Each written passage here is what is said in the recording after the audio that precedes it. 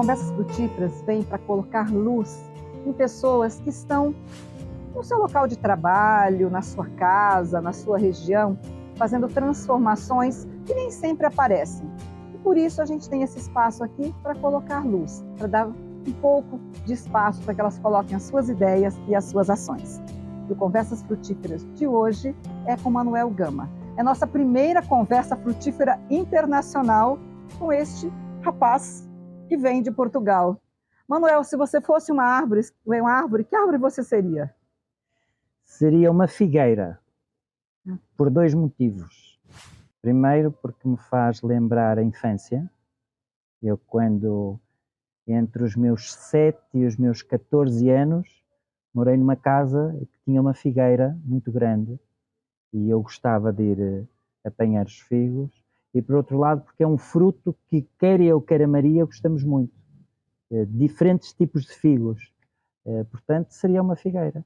Ou um diospireiro. Diospireiro?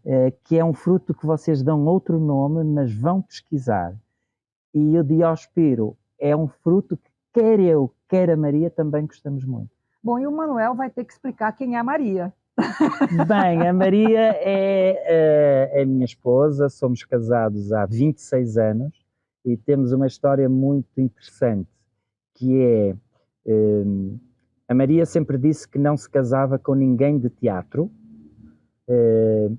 e os dois fizemos um casting para uma companhia de teatro no Porto, o Teatro Experimental do Porto, e entramos os dois. Não nos conhecíamos de lado absolutamente nenhum. O espetáculo que fizemos não era maravilhoso, mas dissemos que fomos ao Teatro Experimental do Porto buscar-nos um ao outro, porque um ano depois estávamos casados e continuamos 26 anos depois. Então até rimou, fomos ao Teatro do Porto buscar-nos um ao outro. Oh, nem percebi, mas é mesmo. É isso, foi isso que aconteceu. E você então você nasceu na região do Porto? Eu sou do Porto e com cerca de 20 anos decidi que a minha área de trabalho seria a cultura. Comecei no teatro, fiz formação como ator, trabalhei durante muitos anos como gestor cultural, ator, diretor, produtor. Fiz muita turnê por Portugal, muita turnê mesmo. E depois, a certa altura, percebi que havia um conjunto de problemas na área das políticas culturais, na área da gestão cultural em Portugal, e que os fazedores de cultura em Portugal tinham muitos problemas. E é diferente aqui no Brasil, aqui não a gente não tem problema não, viu? Não tem nenhum problema aqui. E então eu decidi sair da área do teatro para voltar para a academia.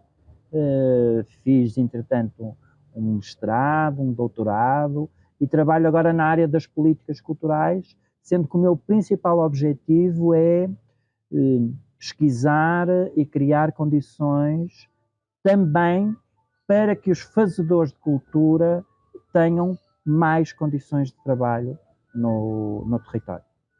O Manuel trabalha, ele é professor, pesquisador da Universidade do Minho, né? E veio aqui para o Brasil muitas vezes, mas conta nesse momento por que nós conhecemos o Manuel, porque nós temos o prazer de tê-lo aqui nas nossas Conversas Frutíferas. Eu venho ao Brasil recorrentemente desde 2017, já vim muitas vezes.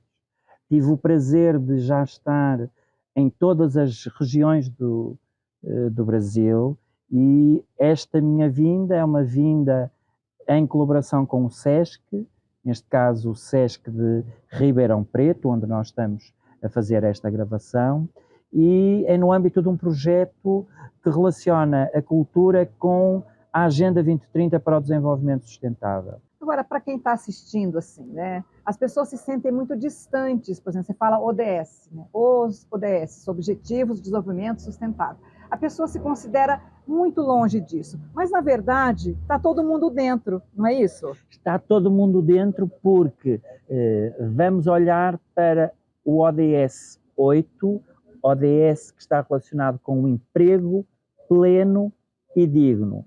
Se o ODS 8 for cumprido, todos temos mais condições de trabalho, não só os fazedores de cultura, todos. Mas se depois lhes perguntássemos se elas consideram que é importante terem condições de trabalho digno na sua vida, elas diziam-nos que sim.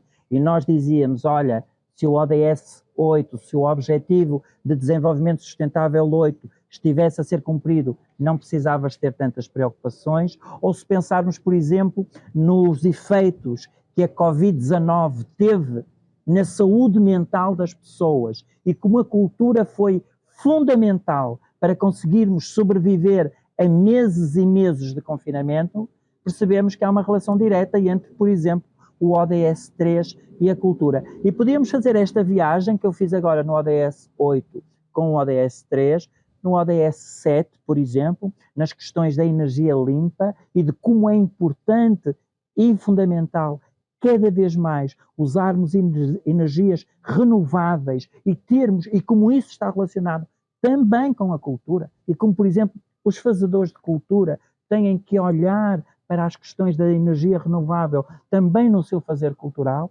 ou a população em geral nas questões, por exemplo, da sua relação com a terra, com o ecossistema terrestre, com o ODS 14 e a importância de salvaguardar as questões da vida na Terra. Portanto, não faltam pontos de contacto com a vida cotidiana que muitas vezes não nos apercebemos. E só é preciso dar-lhes luz, como são estas conversas, dar luz. Olha, não é estranho, né? Eu acho muito estranho, por exemplo, que a gente sabe que o que faz uma coisa fazer parte do comportamento, né, de qualquer povo, né, é a cultura, né? E aí, a Agenda 2030, para quem não sabe, é um grande documento, resultado de grandes negociações internacionais de quase todos os países do mundo, que traça metas para a gente chegar a um desenvolvimento mais saudável, mais equilibrado em 2030. E praticamente ela não diz nada de cultura. Não dá para entender muito bem isso, né? Como é um pacto mundial para o desenvolvimento sustentável, a questão de aparecer de forma mais explícita foi considerada não tão vantajosa para o próprio cumprimento das 169 metas.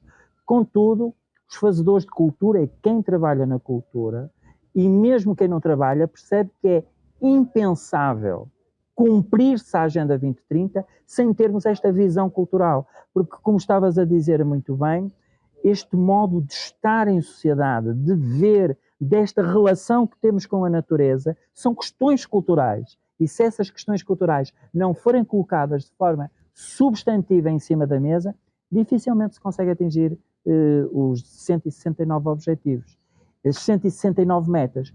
E isto porquê também?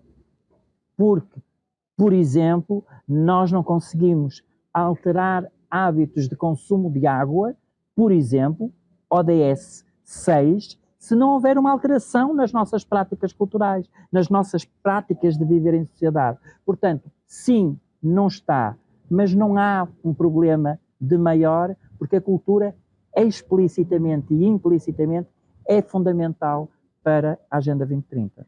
Bem, e agora você tem vindo ao Brasil frequentemente, né? O que te encanta mais aqui? Como é que foi a primeira vez que você veio? Quais as coisas que tinha assim no seu imaginário que não se confirmaram?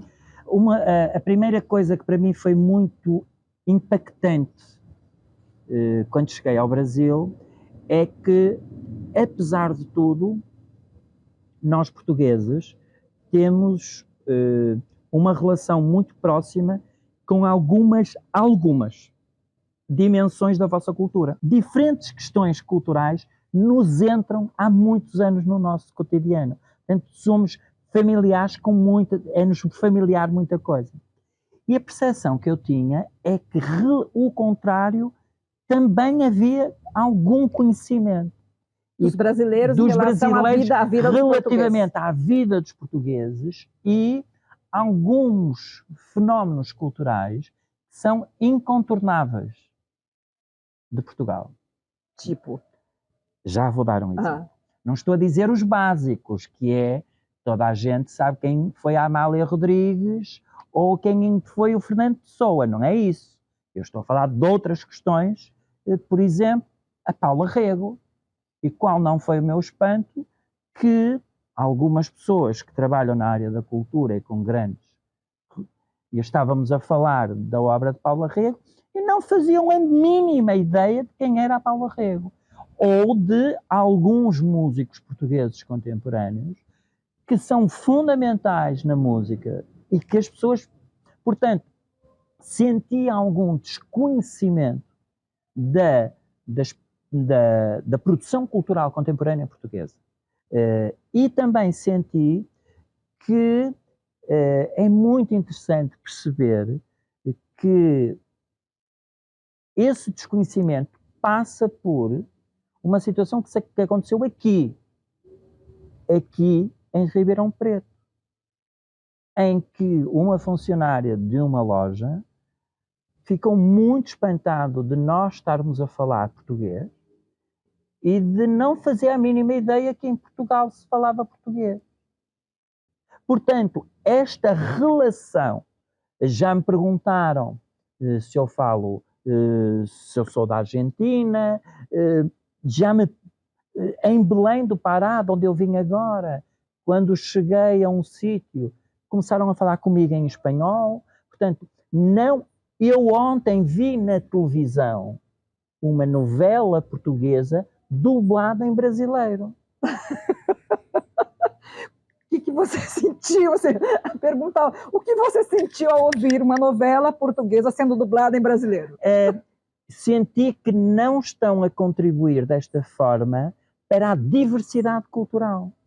Porque é muito importante nós habituarmos o nosso ouvido também a outros sotaques, principalmente porque o Brasil é muito rico na diversidade cultural, nomeadamente linguística. Portanto, também é importante Portugal, a língua, o Brasil fala português, não há nenhuma língua brasileira. Sim. Há o português, portanto, tem que haver esta relação. Mas isso foi uma das coisas que mais me continua a impactar. Contudo, acho o Brasil de uma riqueza, de uma diversidade que é extraordinária. É evidente que eu me sinto muito impactado também com a miséria que vemos na rua. Me toca imenso e me provoca múltiplos sentimentos. Desconforto. Muito desconforto. E continuo a dizer que nós que estamos aqui nesta gravação somos, apesar de tudo, uns privilegiados. Não podemos. A miséria que se vê. Mas depois vejo fenómenos tão interessantes aqui que não vejo, por exemplo, em Portugal. Vejo imensos jovens na rua a vender balas ou garrafas de água e que nos dizem que estão a juntar dinheiro para a faculdade. E é verdade, porque uma pessoa percebe quando nos estão a enganar. E é extraordinário ver este fenómeno, não tenho problema nenhum de ir para a rua ou casais a vender brigadeiros, a juntar dinheiro para o casamento. Isto é uma coisa extraordinária, é uma coisa cultural que vocês têm são muito simpáticos, muito afáveis, tratam-nos muitíssimo bem. Eu nunca fui maltratado no Brasil e já vim muitíssimas vezes.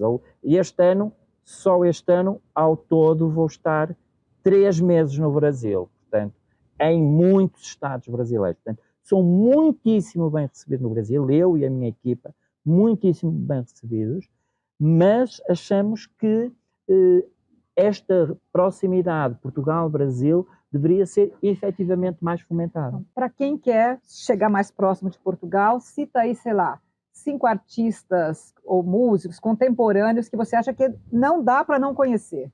Não dá para não conhecer a Paula Rego, que morreu recentemente, a Graça Moraes, não dá para conhecer o António Zambujo, o Rui Veloso, não dá para não conhecer o Rui Horta, não dá para não conhecer a Olga Roriz, não dá para não conhecer o Ricardo Paes, não dá para não conhecer o Miguel Sousa Tavares, não dá, podemos continuar, ou seja, de diferentes áreas, não dá para não conhecer a Sofia de Mello Breiner Anderson, não dá para não conhecer a Lídia Jorge, não faltam expoentes da cultura portuguesa que devem, que são muito mais do que a Amália Rodrigues, do que o Fernando Pessoa, com todo o mérito que eles têm, mas Portugal é muito mais do que isso.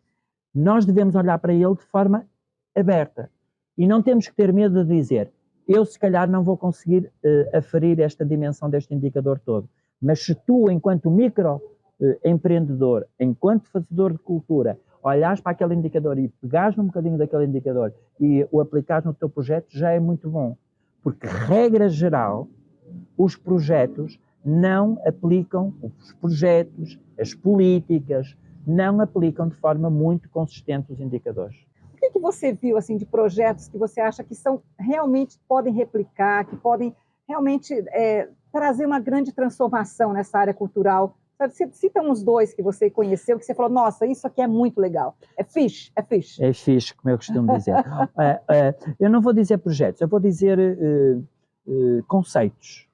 Eu acho que o Brasil tem conceitos muito interessantes, que alguns já estão a ser replicados noutros pontos do mundo e outros que nos devemos inspirar neles, apesar de eles terem problemas. Vamos deixar, não vamos, têm problemas. Uma coisa que o Brasil tem, projetos, iniciativas, que eu destaco no Brasil sempre são os pontos de cultura. Eu acho que a iniciativa dos pontos de cultura é uma iniciativa extraordinária, muitíssimo interessante, de múltiplas escalas. Eu costumo dizer que um ponto de cultura pode ser ele próprio uma rede e funcionar e ser uma rede de pontos de cultura. Portanto, eu já tenho conhecido diferentes pontos de cultura no Brasil e que são iniciativas muito interessantes e muito relevantes para as comunidades e que depois dialogam uns com os outros. Acho muito interessante a iniciativa dos pontos de cultura.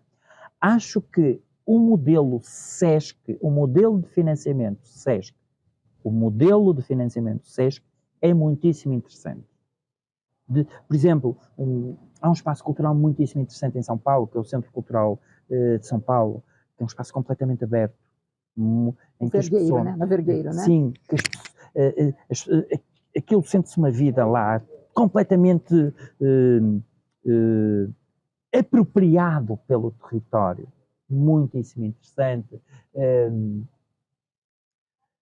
Há uma organização pequena o Instituto Abre a Palavra em Belo Horizonte, que faz um trabalho notável, muitíssimo interessante, e que tem esta relação com os ODS também interessante. O Passo do Frevo, em Recife, é um espaço extraordinário, muito cuidado, muito bem feito, a estrutura muito bem feita e que contribui significativamente para o desenvolvimento daquele território. O Instituto Iracema, em Fortaleza, que é um espaço maravilhoso porque uma pessoa sai e está em frente ao mar e o espaço até não é muito grande, não tem condições extraordinárias, mas sente-se uma vida e uma apropriação por parte dos jovens também muito interessante. Queria saber o que você achou quando você chegou em Ribeirão Preto, no centro, o que você esperava e o que você ficou pensando que não funciona bem. Ora bem, eu costumo medir sempre as cidades pela primeira viagem que faço do aeroporto até o hotel.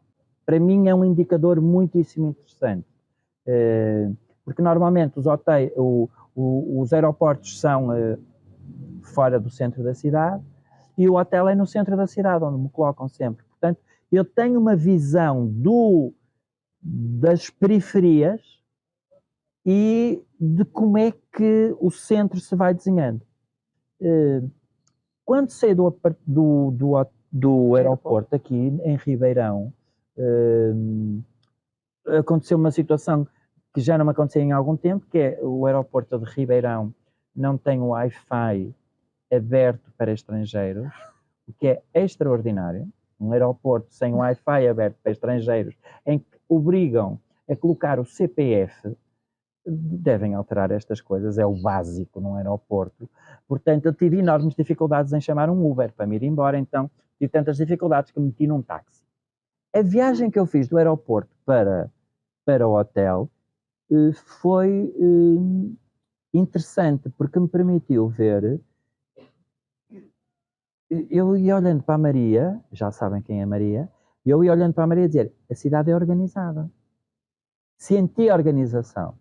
E isso depois refletiu-se. Eu sei que quem mora cá provavelmente diz que não.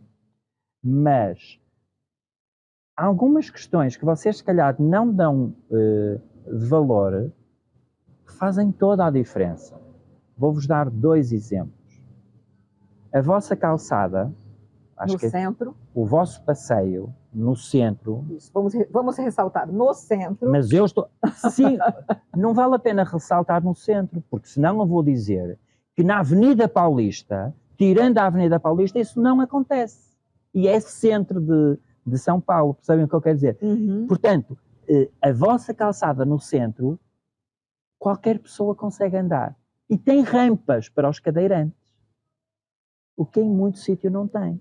Quando andei de ônibus, não sabia que era preciso haver um cartão próprio, e o motorista do ônibus estava-me a explicar, e a cordialidade das pessoas é recorrente em todo o Brasil, em situações desta natureza. E uma senhora aqui no ônibus, a primeira coisa que fez foi, eu passo o meu cartão.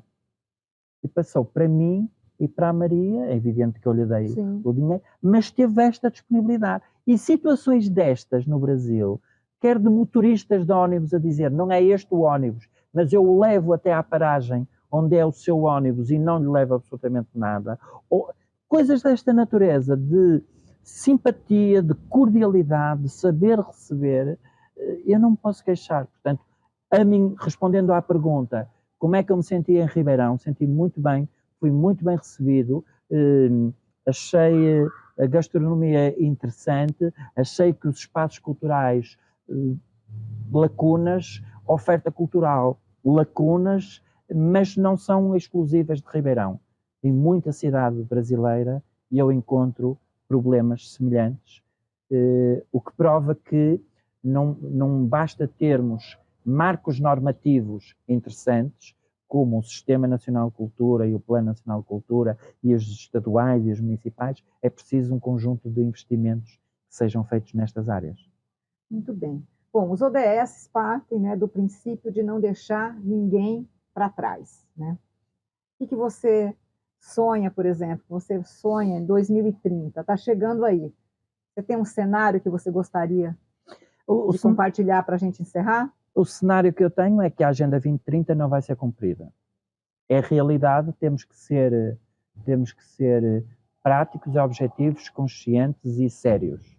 A Agenda 2030 não vai ser cumprida, a generalidade dos 17 ODS, 169 metas e 247 indicadores não vão ser cumpridos. Há problemas nisso? Há. Em alguns mais problemáticos que outros. Porque se há coisas que nós podemos adiar um bocadinho resolver, outras não podemos deixar de resolver. As questões relativas às alterações climáticas, não há tempo a perder. Já devíamos ter resolvido ontem e não há vontade política para as resolver hoje. Portanto, em 2030 os problemas vão ser gravíssimos. As desigualdades sociais, questões como ODS 1, como ODS 2, ODS 8, ODS 10, não estão em cima da mesa de forma consistente. E há sempre aquela desculpa de, pelo menos, pelo meio meteu-se a pandemia da Covid-19 e agora meteu-se a guerra na Ucrânia. Tudo isto é argumento para não se cumprir, mas verdadeiramente não há, de forma consistente, políticas que efetivamente estejam a pensar em não deixar ninguém para trás. E o problema é que muita gente vai ser deixada para trás. Está a ser deixada para trás. E a grande preocupação é encontrar medidas paliativas para resolver as coisas agora, e em 2030 vamos ter a Agenda 2045, que vai ser outra vez um conjunto de aspectos muito interessantes, em que nós vamos continuar a não baixar os braços, mas nós somos uma gota no oceano. E o que faz essa gota, então, para a gente concluir? O que é que faz essa gota? Faz toda a diferença. Esta gota faz toda a diferença. Não é porque os grandes partidos, não é porque os grandes países, não é porque as grandes potências não estão a ir na direção certa que fazem com que eu, na minha comunidade, no meu condomínio, na minha vila, na minha cidade, não contribua. É isso aí. Seja uma gota no oceano e faça a diferença. Te aguardo no próximo Conversas Frutíferas. Muito obrigada. Obrigado. Está Gratíssima. Está feita. Vamos embora para o hotel.